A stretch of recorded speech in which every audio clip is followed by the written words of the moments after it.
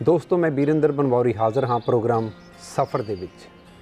ਅੱਜ ਸਾਡੇ ਨਾਲ ਹਨ ਸਿੱਖਿਆ ਸ਼ਾਸਤਰੀ ਸਰਦਾਰ ਹਰਪਾਲ ਸਿੰਘ। ਇਹਨਾਂ ਨੇ ਉਹ ਸਮਾਂ ਵੀ ਦੇਖਿਆ ਜਦੋਂ ਮਿੱਟੀ ਨੂੰ ਸਾਫ਼ ਕਰਕੇ ਉਹਦੇ ਉੱਤੇ ਅੱਖਰ ਗਿਆਨ ਸਿਖਾਇਆ ਜਾਂਦਾ ਸੀ। ਉਹ ਸਮਾਂ ਵੀ ਦੇਖ ਰਹੇ ਹਨ ਜਿਸ ਦੇ ਵਿੱਚ ਬੱਚੇ ਟੈਬਲੇਟ ਦੇ ਉੱਤੇ ਬੈਠੇ ਉਂਗਲਾਂ ਦੇ ਨਾਲ ਦੁਨੀਆ ਭਰ ਦੀ ਜਾਣਕਾਰੀ ਹਾਸਲ ਕਰ ਰਹੇ ਹਨ। ਤੇ ਆਓ ਅਸੀਂ ਇਹਨਾਂ ਨਾਲ ਗੱਲਬਾਤ ਕਰਦੇ ਹਾਂ कि उस समय की सिक्ख्या ते अज की सिक्ख्या दे विच की अंतर है। उस समय के मापे ते अज दे मापे, उस समय के विद्यार्थी ते अज दे विद्यार्थी इन्हां दे विच की कुछ अंतर महसूस करते हैं ते जो साडी सिक्ख्या दा मुहांदरा है वो किस तरह बदलिया है।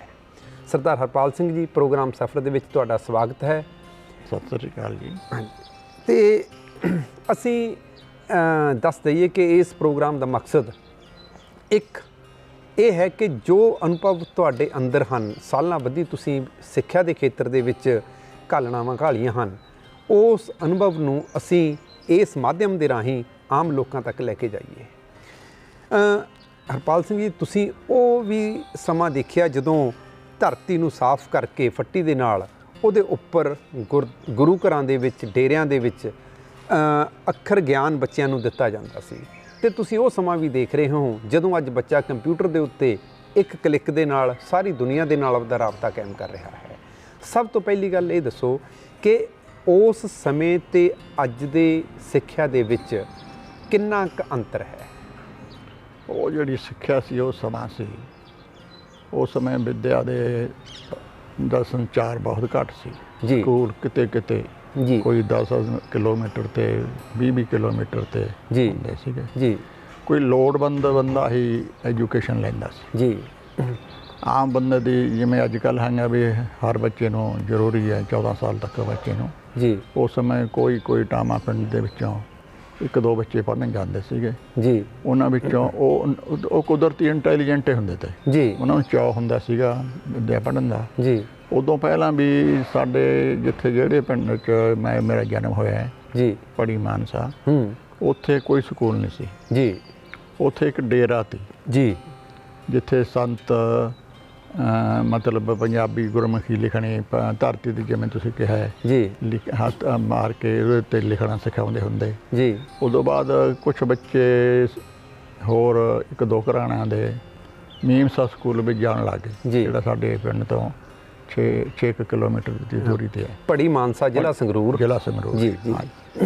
ਤੇ ਉੱਥੇ ਉਹਨਾਂ ਦਿਨਾਂ ਦੇ ਵਿੱਚ ਸਕੂਲਾਂ ਨੂੰ ਬੱਚੇ ਘੱਟੇ ਮਿਲਦੇ ਸੀਗੇ ਜੀ। ਕੋਈ ਲੋੜਵੰਦ ਜਾਂਦਾ ਸੀਗਾ ਬੱਚੇ ਨੂੰ ਦਾਖਲ ਕਰ ਲੈਂਦੇ ਤੇ ਜੀ। ਤੇ ਚਲੋ ਸ਼ੁਰੂ 'ਚ ਪਹਿਲਾਂ ਕੱਚੀ ਹੁੰਦੀ ਫਿਰ ਪੱਕੀ ਹੁੰਦੀ, ਇਹੋ ਜਿਹੀ ਜਮਾਤਾਂ ਹੁੰਦੀਆਂ ਸੀਗੀਆਂ। ਤੇ ਮਤਲਬ ਬਹੁਤਾ ਮੁੱਖ ਕੰਮ ਹੁੰਦਾ ਸੀ ਵੀ ਕੋਈ ਉਸ ਸਕੂਲ ਦੇ ਵਿੱਚ ਆਲੇ ਦੁਆਲੇ ਪਿੰਡਾਂ ਤੋਂ ਘੱਟੋ ਘੱਟ 250-300 ਬੱਚਾ ਸੀਗਾ। ਮਿਹਨਤੀ ਟੀਚਰ ਤੇ ਲਗਨ ਵਾਲੇ ਟੀਚਰ ਸੀਗੇ, ਪੜ੍ਹੇ ਤਾਂ ਉਹ ਘੱਟ ਤੇ ਜੀ। ਤੇ ਪਰ ਉਹਨਾਂ ਨੂੰ ਸ਼ੌਕ ਸੀ ਪੜ੍ਹਾਉਣ ਦਾ ਜੀ। ਤੇ ਲੋਕਾਂ ਨੂੰ ਵੀ ਜਿਹੜੇ ਪੜ੍ਹਨ ਜਾਂਦੇ ਸੀ ਉਹਨਾਂ ਨੂੰ ਪੜ੍ਹਨ ਦਾ ਵੀ ਸ਼ੌਕ ਸੀ ਜੀ। ਤੇ ਟੀਚਰ ਦੇ ਵਿੱਚ ਇਹ ਤੇ ਟੀਚਰ ਤੇ ਟਾਟ ਦੇ ਵਿੱਚ ਰਿਲੇਸ਼ਨ ਸੀ ਮਾਂ ਪਿਓ ਦਾ ਜੀ। ਤੇ ਮਾਪੇ ਤੇ ਟੀਚਰ ਦਾ ਸੰਬੰਧ ਬਹੁਤ ਹੀ ਗੂੜਾ ਸੀ, ਬਹੁਤ ਹੀ ਪਿਆਰ ਵਾਲਾ ਸੀ, ਸਤਿਕਾਰ ਵਾਲਾ ਸੀ ਜੀ। ਤੇ ਉਹ ਬੱਚੇ ਪੜ੍ਹਦੇ ਤੇ ਉਹਨਾਂ ਦਿਨਾਂ ਵਿੱਚ ਕੋਈ ਸਾਧਨ ਨਹੀਂ ਸੀਗਾ। ਪ੍ਰਾਇਮਰੀ ਸਕੂਲ ਹੁੰਦੇ ਤੇ 4th ਕਲਾਸ ਤੱਕ ਦੇ ਸਕੂਲ ਹੁੰਦੇ, 4ਥੀ ਤੱਕ ਦੇ। ਉਹਨਾਂ ਦੇ ਵਿੱਚ ਵੱਧ ਤੋਂ ਵੱਧ ਜਿਹੜਾ ਜ਼ੋਰ ਦਿੱਤਾ ਜਾਂਦਾ ਸੀ ਉਹ ਲਿਖਾਈ 'ਤੇ ਦਿੱਤਾ ਜਾਂਦਾ ਸੀ ਜੀ। ਸਾਡੇ ਵੇਲੇ ਉਰਦੂ ਹੁੰਦਾ ਸੀਗਾ ਜੀ। ਤੇ ਇੱਕ ਪਾਸੇ ਫੱਟੀਆਂ ਹੁੰਦੀਆਂ, ਉਹਨਾਂ ਦੇ ਫੱਟੇ 'ਤੇ ਲਿਖਦੇ, ਪੰਜਾਬੀ ਲਿਖਦੇ, ਉਰਦੂ ਲਿਖਦੇ। ਤੇ ਉਹ ਲਿਖਾਈ ਦੇ ਵਿੱਚ ਸਾਡਾ ਸਕੂਲ ਸਾਰੇ ਇਲਾਕੇ ਦੇ ਵਿੱਚ ਮੰਨਿਆ ਪਰਮੰਨਿਆ ਸੀ। ਤੁਸੀਂ ਤਕਰੀਬਨ 35-40 ਸਾਲ ਜੋ ਹੈ ਸਰਕਾਰੀ ਅਧਿਆਪਕ ਵਜੋਂ ਸੇਵਾ ਕੀਤੀ ਹੈ। ਉਸ ਤੋਂ ਬਾਅਦ ਤੁਸੀਂ ਤਕਰੀਬਨ 1.5 ਦਰਜਨ ਸਿੱਖਿਆ ਸੰਸਥਾਵਾਂ ਦੇ ਚੇਅਰਮੈਨ ਵਜੋਂ ਵੀ ਹੁਣ ਸੇਵਾ ਕਰ ਰਹੇ ਹੋ। ਉਦੋਂ ਅਨਪੜ੍ਹ ਮਾਤਾ ਪਿਤਾ ਸੀ, ਉਹ ਅਧਿਆਪਕਾਂ ਦਾ ਸਤਿਕਾਰ ਕਰਦੇ ਸੀ। ਅੱਜ ਕੱਲ੍ਹ ਮਾਤਾ ਪਿਤਾ ਪੜ੍ਹੇ ਲਿਖੇ ਨੇ, ਅਧਿਆਪਕਾਂ ਦਾ ਸਤਿਕਾਰ ਘਟਿਆ ਹੈ। ਇਹਦਾ ਕਾਰਨ ਕੀ ਮੰਨਦੇ ਹੋ? ਇਹਦਾ ਕਾਰਨ ਇਹ ਹੈ ਕਿ ਅੱਜ ਕੱਲ੍ਹ ਮਾਪੇ ਆਪਣੇ ਆਪ ਨੂੰ ਇਹ ਸਮਝਦੇ ਨੇ ਕਿ ਵੀ ਜਿਹੜੇ ਟੀਚਰ ਨੇ ਅਸੀਂ ਉਹਨਾਂ ਨੂੰ ਫੀਸ ਦਿੰਦੇ ਹਾਂ ਜੀ, ਇਸ ਕਰਕੇ ਸਾਡਾ ਹੱਕ ਹੈ ਉਹਨਾਂ ਦੇ ਉੱਤੇ ਜੀ, ਤੇ ਉਹ ਉਹਨਾਂ ਨੇ ਪੜ੍ਹਾਉਣਾ ਹੈ। ਅਸੀਂ ਆਪਦੀ ਉਸ ਦੇ ਨਾਲ ਮਤਲਬ ਰੋਬ ਦੇ ਨਾਲ ਜੀ ਸਮਝ ਲਓ ਇਹਨਾਂ ਤੋਂ ਪੜ੍ਹਵਾਈਏ ਜੀ। ਤੇ ਅੱਗੇ ਹੁੰਦਾ ਸੀ ਕਿ ਫ੍ਰੀ ਐਜੂਕੇਸ਼ਨ ਹੁੰਦੀ ਸੀ ਜੀ, ਔਰ ਐਜੂਕੇਸ਼ਨ ਦਾ ਉਦੋਂ ਮੁੱਲ ਹੁੰਦਾ ਸੀ ਜੀ। ਜੇ ਕੋਈ 4th ਕਲਾਸ ਵੀ ਪੜ੍ਹ ਜਾਂਦਾ ਜਾਂ 5th ਕਲਾਸ ਵੀ ਪੜ੍ਹ ਜਾਂਦਾ ਉਹ ਕੋਈ ਪਟਵਾਰੀ ਲੱਗ ਜਾਂਦਾ ਜੀ, ਕੋਈ ਕੁਛ ਹੋਰ ਲੱਗ ਜਾਂਦਾ। ਅੱਜ ਕੱਲ੍ਹ ਲੋਕ MA BA BEd ਬਹੁਤ ਕੁਛ ਕਰੀ ਫਿਰਦੇ ਹਨ। ਠੀਕ ਹੈ, ਨੌਕਰੀ ਕਿਸੇ ਨੂੰ ਮਿਲਦੀ ਨਹੀਂ। ਠੀਕ ਹੈ। ਇੱਕ ਜਿਹੜੀ ਫੀਸ ਦੀ ਗੱਲ ਕੀਤੀ ਹੈ, ਦੇਖੋ ਇਸ ਪ੍ਰਾਈਵੇਟ ਸਕੂਲਾਂ ਵਾਸਤੇ ਤਾਂ ਇਹ ਸ਼ਰਤ ਲਾਗੂ ਹੋ ਜਾਂਦੀ ਹੈ, ਪਰ ਜਿਹੜਾ ਦੇਖਣ 'ਚ ਆਇਆ ਸਰਕਾਰੀ ਸਕੂਲਾਂ ਦੇ ਵਿੱਚ ਚਾਹੇ ਅੱਜ ਵੀ ਸਰਕਾਰ ਸਿੱਖਿਆ ਦਾਅਵੇ ਕਰਦੀ ਹੈ ਫ੍ਰੀ ਦੇ ਰਹੇ ਹਾਂ, ਪਰ ਉੱਥੇ ਦੇ ਮਾਂ-ਬਾਪ ਵੀ ਉੱਥੋਂ ਦੇ ਅਧਿਆਪਕਾਂ ਤੋਂ ਸੈਟੀਸਫਾਈ ਨਹੀਂ ਹੈਗੇ।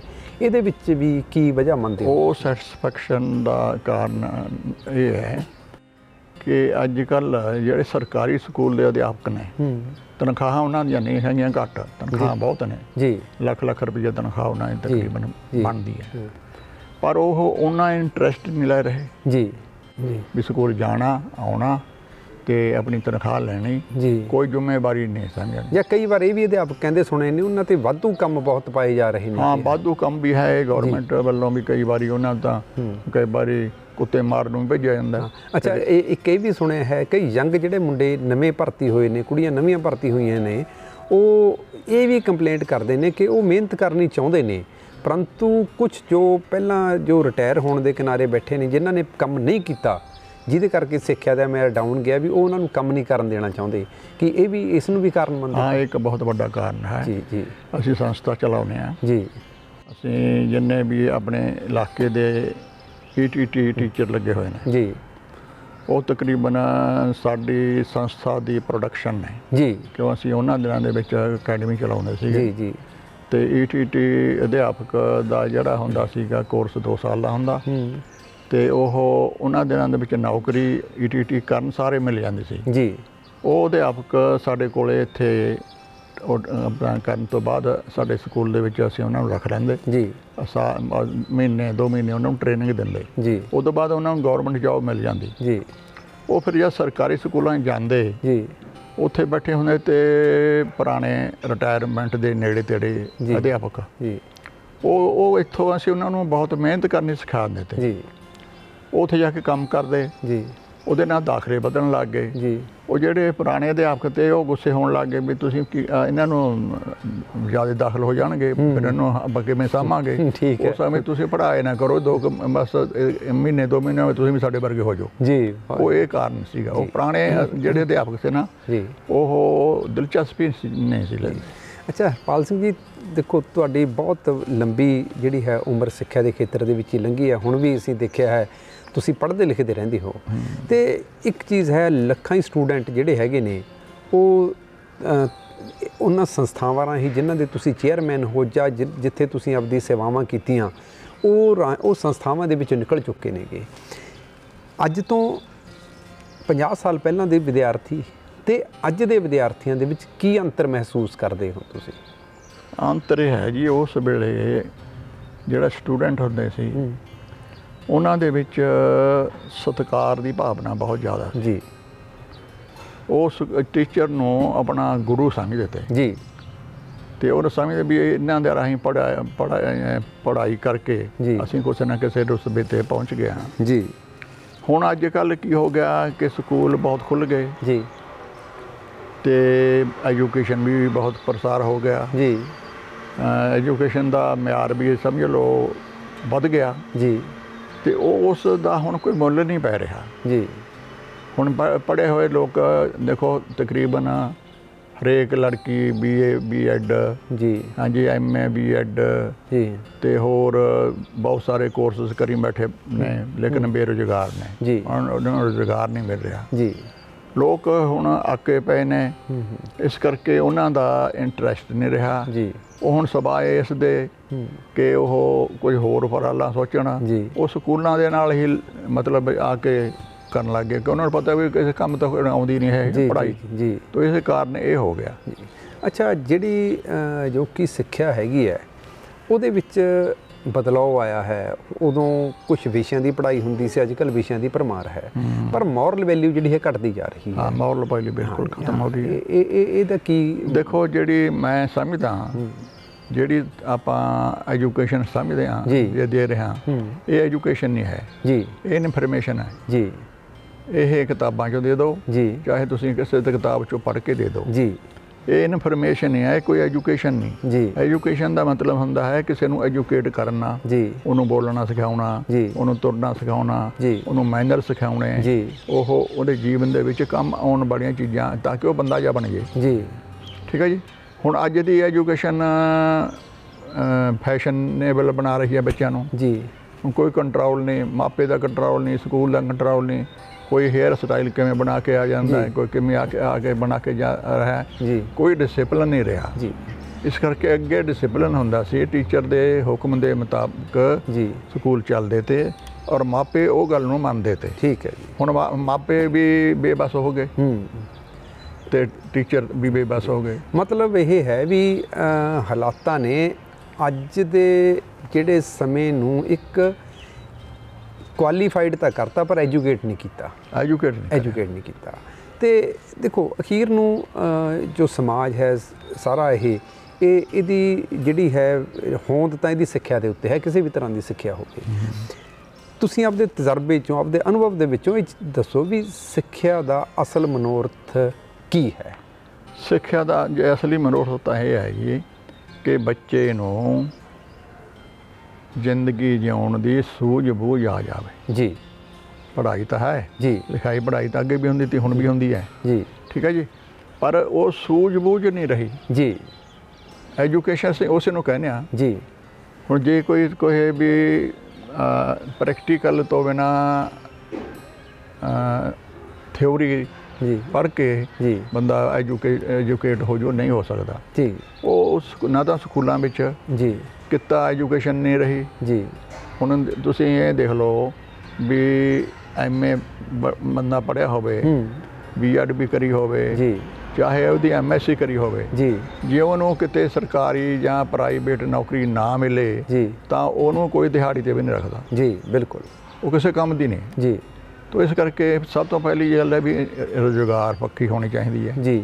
ਐਜੂਕੇਸ਼ਨ ਜੀ ਦਾ ਮਤਲਬ ਇਹ ਹੈ ਵੀ ਉਹਨੂੰ ਰੁਜ਼ਗਾਰ ਵੀ ਉਹਨੂੰ ਪ੍ਰੋਵਾਈਡ ਕਰੇ ਜੀ, ਤੇ ਉਹਨੂੰ ਸੂਝ-ਬੂਝ ਵੀ ਹੋਵੇ ਜੀ, ਅਕਲ ਹੋਵੇ, ਕਿਸੇ ਨਾਲ ਗੱਲ ਕਿਵੇਂ ਕਰਨੀ ਹੈ, ਕੰਮ ਕਿਸੇ ਤੋਂ ਕਿਵੇਂ ਕਰਵਾਉਣਾ ਹੈ, ਕਿਸੇ ਦਫ਼ਤਰ 'ਚ ਕਿਵੇਂ ਜਾਣਾ ਹੈ। ਹੁਣ ਕਿਸੇ ਨੂੰ ਭੇਜ ਕੇ ਦੇਖ ਲਓ, ਕਿਸੇ ਪੜ੍ਹੇ ਲਿਖੇ ਬੱਚੇ ਨੂੰ ਹਾਂਜੀ ਡਾਕਖਾਨੇ 'ਚ ਭੇਜ ਕੇ ਦੇਖ ਲਓ, ਕਿਸੇ ਬੈਂਕ 'ਚ ਭੇਜ ਕੇ ਦੇਖ ਲਓ, ਉਹਨੂੰ ਕੱਖ ਨਹੀਂ ਪਤਾ ਲੱਗਦਾ ਵੀ ਉੱਥੇ ਕਿਵੇਂ ਅਕਾਊਂਟ ਸ਼ੁਰੂ ਕਰਾਉਣਾ ਹੈ ਜੀ, ਕਿਵੇਂ ਉੱਥੇ ਪੈਸੇ ਕਢਾਉਣੇ ਨੇ। ਉਹ ਕੋਈ ਇਹ ਐਜੂਕੇਸ਼ਨ ਹੈ, ਇਸ ਤਰ੍ਹਾਂ ਦੀ ਐਜੂਕੇਸ਼ਨ ਨਹੀਂ ਹੈ ਇੱਥੇ ਜੀ। ਐਜੂਕੇਸ਼ਨ ਦਾ ਮਤਲਬ ਹੁੰਦੀ ਹੈ ਸਿੱਖਿਆ ਜੀ। ਸਿੱਖਿਆ ਹੁੰਦੀ ਹੈ, ਹੁਣ ਜਿਵੇਂ ਆਪਾਂ ਕਿਸੇ ਲੜਕੀ ਨੂੰ ਕਹਿ ਦਈਏ ਵੀ ਭਾਈ ਐਂ ਆਟਾ ਗੁੰਨ ਲੈਂਦੇ ਹੁੰਦੇ ਨੇ, ਇੱਥੇ ਐਂ ਕਰ ਲੈਂਦੇ ਹੁੰਦੇ ਨੇ, ਲੇਕਿਨ ਉਹਨੂੰ ਰੋਟੀ ਪਕਾਉਣੀ ਨਾ ਸਿਖਾਈਏ ਜੀ। ਠੀਕ ਹੈ।